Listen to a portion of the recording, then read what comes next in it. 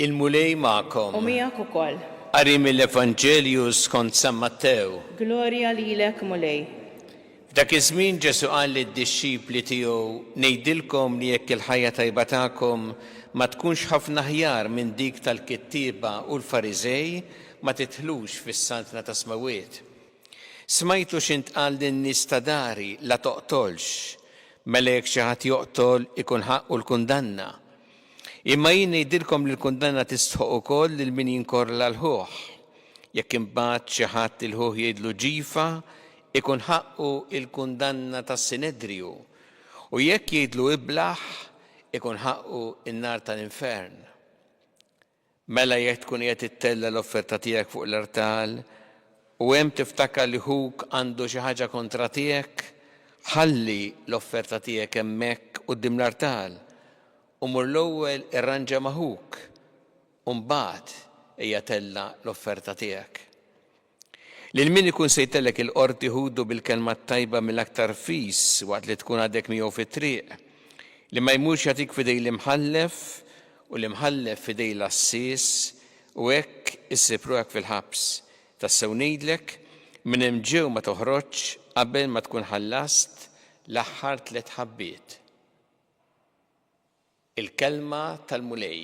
Tifħir lilek Kristu. Ġesu ġabar il-kmandamenti kollha ta' Alla fi kmandament wieħed: ħobb lill-mulej Alla tiegħek b'qalbek kollha, b'ruħek kollha, b'moħħok kollu u bil-qawwa tiegħek kollha.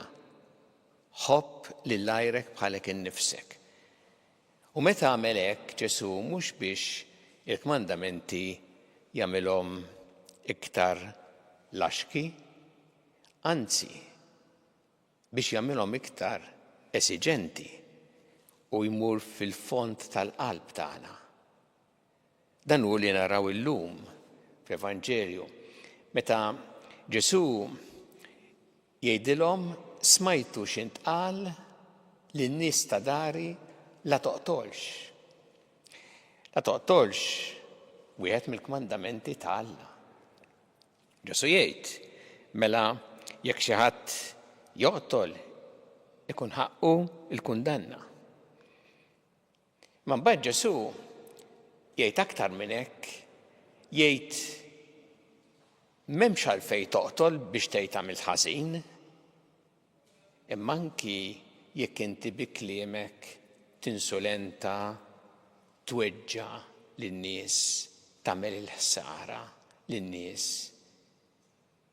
Hemmhekk ukoll tkun qed tagħmel ħażin. U għalhekk naraw kif Ġesu jaqgħad flimkien ir-rispett lejn il-ħajja u lejn id-dinjità ta' kull bniedem. Aw Ġesu qed jerġa' jfakkarna li toqtol huwa verament xi ħaġa ħażina. Ma toqtol kemm bid-der, kemm fil-moħħbi, kemm dak li nisimgħu bihom każijiet ta' qtil. Ma wkoll kull ħajja umana illi tiġi eliminata. Mill-ewwel mument ta' tnissil, meta l-ħajja ma tidirx minn barra meta ġewwa, dawk il-ftit ċelloli li huma ħajja umana jekk teliminhom qed toqtol ħajja umana. U għall-kliem li jsemmi Ġesu ifakkarna fih la toqtolx. Ma mbagħad qed jgħid ukoll fir-rispett lejn il-ħajja tirrispetta wkoll id-dinjità ta' kull bniedem. U għalhekk li inti bi kliemek jew l-azzjonijiet tiegħek ma tweġġax lill-persuna, ma tinsulentajiex, ma tagħmilx ħsara, illa li inti trid tirrispetta anki d-dinjità ta' kull bniedem. Ġesu jgħid ħaġa oħra wkoll fejn juri kif il-kliem tiegħu huwa ħafna esiġenti meta isemmi kif aħna għandu jkollna qalb li taħfer. U jgħid hawnhekk jekk tkun tella l-offerta tiegħek fuq l-artal U hemm tiftakar li ħuk għandu xi ħaġa kontra tiegħek, ħalli l-offerta tiegħek hemmhekk. Mur l-ewwel irranġa ma' ħuk. U mbagħad hija tella l-offerta tiegħek. Li llum tella l-offerta tiegħek jiġifieri tieħu sehem f'Ewkaristija, tilha biex titqarben u tiftakar li hemm xi ħaġa f'qalbek kontra.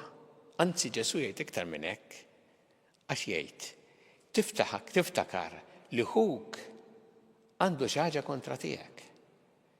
U għalhekk qed jgħid għamel li tista' biex minnaħa tiegħek tkun irranġajt, tkun għamilt ħiltek biex ikun hemm ir-rikonċiljazzjoni l-għaqda mill-ġdid.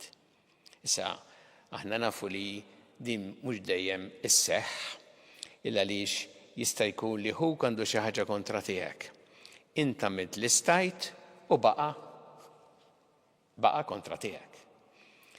Ma Ġesu qed jgħid aħna rridu nagħmlu ħilitna fil-ħajja biex il-qalb tagħna tkun ippurifikata minn dak illi joħloq konflitt, ġlied u li jeqret l-għaqda. Almenu inkunu għamilna ħilitna. U li konna qalb ukoll tassew li taħfer. Irridu niftakru però illi l-maħfra hija għażla. Mhux sempliċement għax tħoss, kultant inti jista' jkun illi tara persuna li naqsitek jew li għamlitlek ħsara u ġewwa tħoss għaw ibaqbaq. Ma jfissirx illi ma ħfirx. Il-maħfra hija għażla tgħid minkejja dak li jiena nħoss fija, jiena rrid naħfer, jiena rrid nitlob għal min għamilli ħsara, jien ma rridx nagħmel ħsara lil min għamilli l-ħsara. Dik hija għażla u għalhekk qed jgħid Ġesu hemm ikollna tassew qalb illi tixbaħ lil tiegħu. Ejjew nitolbuh illum f'din il-quddiesa, nitolbuh li jkollna qalb mimlija mħabba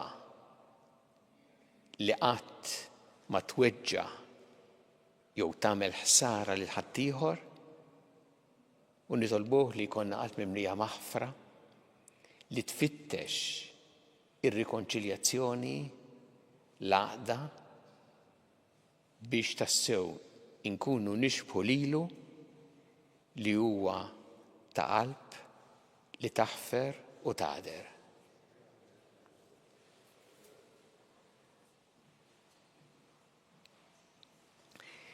Nesqu issa tal-bet tagħna lill-Alla nagħmlu dan fiduċja kbira li jagħtina dak li huwa taġid talina. Kun mulej mal-Knisja tiegħek ejna biex tkompli x-xandar l-Evanġelju tiegħek il-ġnus kollha nitolbu. Ismana nitolbuk mulej. Ejna mulej biex bi kliemna u b'għamilna qatt ma nagħmlu ħsara lill-oħrajn jew inweġġgħu lill-oħrajn nitolbu. Ismana nitolbuk mulej. Għatina qalb li taħfer bħalma inti taħfer lilna l-ħtiet tagħna nitolbu. Ismana nitolbuk mulej.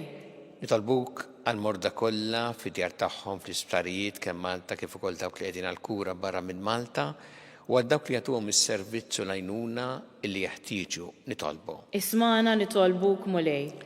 Nitolbu għal-Papa Franġisku l-bieraħ iċċelebrajna 12 sena mill-bidu tal-pontifikat tiegħu, nitolbu l-mulej biex jagħtih l-għajnuna kollha li għandu bżonn għajnuna f'saħħtu u biex jaqdi l-missjoni li għaliha sejjaħlu nitolbu. Ismana nitolbuk mulej. Nitolbu għal-paċi fid-dinja, għal-paċi fil-pajjiżi fejn hemm il-konflitti u l-ġlied għal dak kollha li huma vittmi tal-aggressjoni, tal-mibeda, tad-disprezz lejn il-ħajja u d-dinjità tal-bniedem nitolbu. Ismana nitolbuk mulej. Nitolbu għal dawk li għaddew għal-ħajja ta' dejjem, speċjalment tal-aħħar jiem u li jilqaħħu fiħdanek u għat il-faraġġ il-familjari tagħhom nitolbu. Ismana nitolbuk mulej. Mulej Alla tagħna l-qattalb li qed nagħmlulek illum żommna dejjem f'imħabbtek bi Kristu Sidna. Amen.